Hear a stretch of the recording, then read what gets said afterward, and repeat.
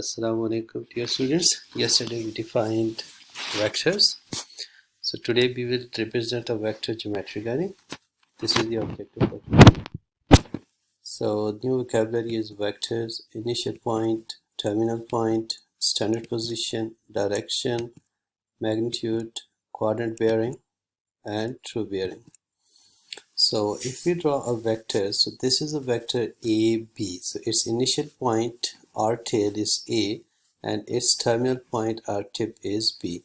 So the vector is denoted by AB and this vector sign over AB, or we can write it as A and a vector sign, or we just write an A in bold face.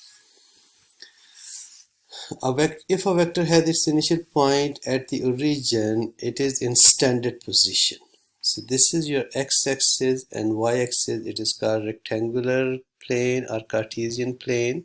So you can see that we started the vector, its initial point is O, yani origin.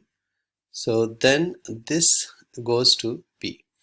Now it makes an angle of 35 degrees here. So scale of the arrow diagram is 1 centimeter is 5 feet per second. The direction of a vector is the directed angle between the vector and the positive x-axis. The length of the line segment represents the magnitude of the vector and denoted by a magnitude. As you can see, it is absolutely.